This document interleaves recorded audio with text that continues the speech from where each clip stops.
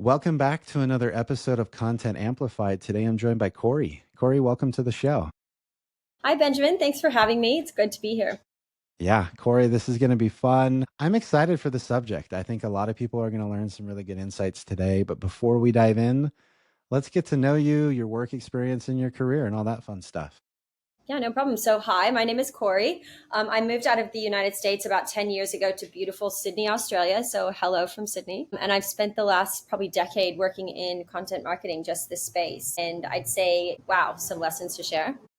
Right now, I think my title, what is it now? Senior content manager at a company called InMoment, which is a global customer experience platform. If you know Qualtrics, then you'd know InMoment as well. And we work across pretty much every industry you can think of, like from you're talking banking, insurance, tech, legal firms, services, pretty much you name it. We've got clients across every single space. And in my role, it's pretty much storytelling in the truest sense of the word. Let me tell you, no one's handing me content. I have to go dig for the stories inside our client base, earn enough trust with them to be able to tell it, or even to get them to meet with me to begin with, and then get through all the tape from all of these unique approval processes and then share the story with the world at the end. And ultimately, in my role, the stories need to resonate with our target accounts and influence even more marketing qualified pipelines. So there's quite a lot of balls in the air. That's amazing. That is something that's so cool. And that experience is so relevant to everyone listening to our podcast. So we're excited to dive in exactly to that and how you get to these enterprise clients and really convince them to let you tell their story and to be excited about it and get involved and all that kind of fun stuff. So, first off, how do you find those experiences where you know, okay, I want to talk to this client? I want to talk to this person. I feel like they've got a story to tell. How do you actually hunt for those opportunities? Is it through a CRM? Is it through your customer team success? Where do you find the opportunities to even find stories at all?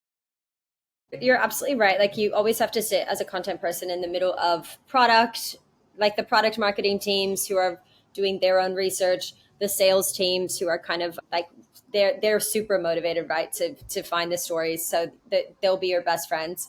And then also the client success team. Usually they're buried and like busier than all of us, but if you have the right relationships in like this space, there will be one, and a bit of incentivization doesn't hurt either if you can convince your company to start rewarding people for giving you content. I love that. I love that. So you mentioned a word in your introduction about trust. So how do you actually get these clients to trust you enough with their story, with their brand, their logo, and being able to go out there and use it? How do you build that trust? Well, people usually assume it's like a black and white thing, trust, right? You either have permission or you don't. You have trust or you don't. But most of the time, I find that there's this gray area where the opportunity really lives. Like, it's not like, for instance, if a client doesn't want to share their logo, it might not be because they don't trust you. They just don't want the internal blowback or the legal drama. So while they do have it's like some level of trust, and of course, like they're trying to be polite, they might have those like kind of those defenses up, right? And a lot of us as marketers shoot ourselves in the foot too quickly by asking, hey, can we use your logo, feature your team, include results, get a quote? And it's really overwhelming for people. So I really try and break it down and offer options. Like maybe like everyone has like three tiers, right? Gold, silver, bronze for every story. Sometimes we go in with and ask for the gold and then leave with a bronze level. But just knowing that they have options up front is a good way of building trust, I find. I love that. And are you somehow incentivizing these clients to actually participate, or is it Almost never. really No, okay? Very cool. So you're no. saying Well, here's the gold not package of what we want, but then we can just get to what you're comfortable with. That's not true, actually. We've actually started incorporating into our sales contracts in the renewals contracts. If you help us with the press release or if you help us with the case study, we'll give you a discount. And sometimes that works at a contractual level, because when everyone comes to the table and wants to like save a bit of money in their budget, they're always thinking, sure, I'll do it. But then whoever's agreeing to that contract isn't always the person who's like going to have to give you the content in 6 months time, so they don't have the same motivation and the same incentive to actually give it to you, even though it's part of the contract. So you're still working on building trust and trying to get this. It's sometimes not even easier if it's in their contract, to be honest with you. And I love that you're so ingrained in the company that you can even get those conversations with like the sales reps and the customer success reps when it comes to renewal. Hey, let's try to get some commitments out of these people and Yeah. tell these stories. And so that's such a cool way that you've at least built a culture around content that it's made it that far in the process. So that's pretty Right. remarkable and pretty cool. I think that it's probably a bit different in Australia because things are like I find that and also the size of the company as well. There's only about 60 employees at InMoment, so there's a lot of just direct conversations and flat hierarchy that you don't have to necessarily go up chains or like around big blockers. At least internally on our side, that all the big blockers come from the clients usually. So when you're talking about blockers, obviously trust is a component, but what are some other things that you do to kind of get past some of these blockers? Every one of these companies listening to this podcast, this is something we all go through. Like we all know the story brand kind of idea where tell your customer's story, you're just the guide in the story, all that kind of stuff.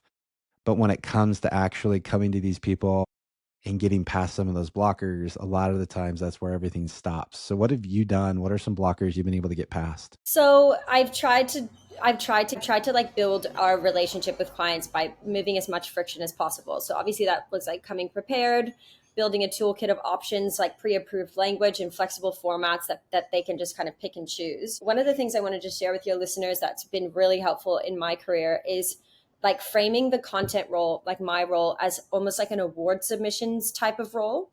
So, for instance, that means like, oh, we're working with this awarding body, and it's totally separate to our brand. So it's obviously a credible one. There's a panel of judges. No one's paying to play, and we think that you have a really award-winning story, which is like how I pitch it. People get excited about winning. They'll give you everything that they need at that stage, like the business problem, the results, the internal quotes, and then once an award submitted, we're really sitting on a case study there.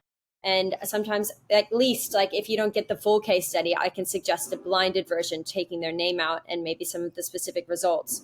And they're surprised at how easy the process feels once they've gone through it. Okay, that's fascinating. I love the award angle there because now you're giving and not just taking, right? Because it seems like when you're asking customers for stories, it feels like, hey, I just want all your data and it's going to advertise us and you're not really going to get anything out of it unless like you've built it in the contract.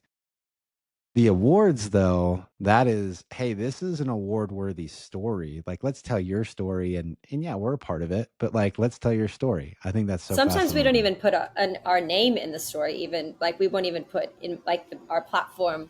It's just saying this brand is part of a CX transformation project, and we think that they're really there's a really strong candidate.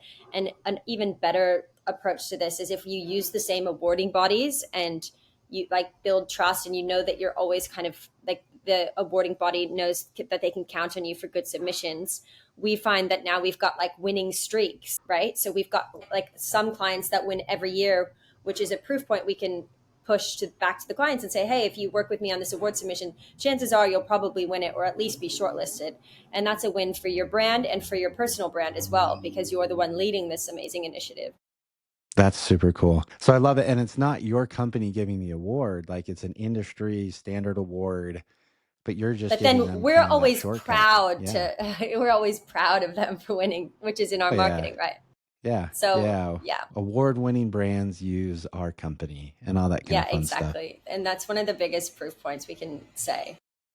That's so cool. I love that. Okay, that's really, really clever. I love that tactical advice. That's super cool.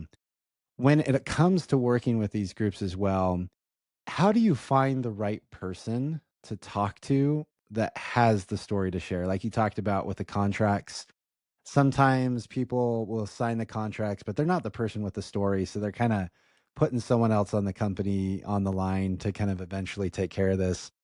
How do you find the right person, with these clients to actually tell the right story? I think in our business, it's probably like a pretty straightforward answer because there's usually one person owning the program, or there's one person who is the champion for making sure that like the initiative, like someone's joining our whips every week. So there's always that gateway person. And if they don't know the right person, or they don't, or they know of something internally that's an even cooler award winning story, they'll put us in touch. So like finding the person in that sense isn't as difficult as it might seem, depending on the size of the company. Whoever's owning the program usually is the one that we're talking to. Very cool. What formats have you found to be really productive when you're telling like an enterprise client story and getting them to like say yes? Like, how do you share that story? Video, written? Like, what's kind of the formats you found to work well? So gold for us would be video, obviously. Like that's what the world wants to see right now. I will say, like we've probably only gotten two of those like over the line in the last 6 years, because that's really a lot of time and a lot of like like it just feels like a big lift, both budget wise and getting flying people into wherever they are. It's just a bit of a bigger lift. One of the things I was going to suggest as well is a podcast first approach. Like we're on this podcast now, takes it takes a bit less preparation and thought than a whole written case study that's going to live on some dark corner of the internet for the rest of our careers. It feels more casual, like a podcast or a fireside chat. There's not as many. I find with in enterprise companies, there's not as many approval pressures. People are more candid in conversation than they are over email or like seeing me write live in a Google Doc. And after the episode, a lot of the times I'll say, do you mind if I write something up for the people who prefer reading over listening? And that's something, it won't be a word for word of our conversation, but it's still a logo and it's still a story. And it still will have that resonance on our website or our marketing channels over much longer than a podcast will. I love that. That's so cool. So, what channels, when you record a podcast, and I'm a huge believer, obviously, with a podcast of my own of this channel, I think that everyone, if you're trying to get good video content, should start a podcast. Like the barrier to entry is crazy low. Right. The Yeah. technology is amazing for editing and all that stuff. And people have been on Zoom since when did COVID happen? 2020, kind of an idea. People have been on Zoom meetings that much, so much ever since that started, that everyone feels comfortable kind of being recorded on video at this point in time. So when you have that recording, let's say like that's the optimal format that you're really working with, how do you distribute it? Is it a traditional channels like a podcast episode? Is it on your website? Like what are all the channels that kind of get that word out to other people to consume it? Yeah, so I work with a brilliant digital marketer who's in charge of the distribution of that. I know we have one through like RSS and then through wherever podcasts are consumed. So Apple, Spotify, and I think YouTube is handled separately, but it's still part of our distribution. So once that is live and he's done the editing of it and it's up, we can then like chop it down and like the concept, like one big hero piece of content and then chop it into little pieces to make it last longer. And then obviously, like we don't have very many as a B2B SaaS platform. We don't have like Instagram or Facebook that we're keeping up with. We're mostly on LinkedIn as a social channel. And that so are our professional contacts and all of their network. So we'll get that on LinkedIn as often, as quickly, as loud as possible and tag those people. That way they're sharing it to their networks and we get that kind of referenceable like synergy. Love that. That's so cool. Well, we're getting close to running out of time. So, Cori, when you look at it, any other pieces of advice that you feel like people should really know and understand when it comes to telling their client story, getting them to approve content, getting them excited about doing it? Any other pieces of advice that you think would, be worthy for the audience to hear? Two things, like as much as we're relying on AI now and how quickly it can build and help us and how quickly things are created and then also how quickly they leave our memory, it's still humans at the other end of the line that are approving things like at this stage. Like there's still humans in legal, there's still humans in brand that still have these valid concerns. So my advice is to play the long game and start with value and not vanity. Definitely walk into a conversation. Don't walk in saying, hey, can I use your logo? Instead, ask something like, what's something we can create together that helps you internally or externally? And I think that shift really changes everything. I love it. This podcast has been so enlightening. I love it. There's actually a few tactics in here I'm going to steal and go use for my clients. I think that's really helpful. Cori, if anyone listening to this wants to reach out and connect with you online, how and where can they find you? I'm on LinkedIn. Find me there. I'd love to connect and I'd love to have a chat. If you have any other ideas, please don't shy away from sharing them. I'd love to hear them. Perfect. Well, Cori, again, thank you so much for the time and insights today. Really appreciate it. My pleasure. Thank you for having me.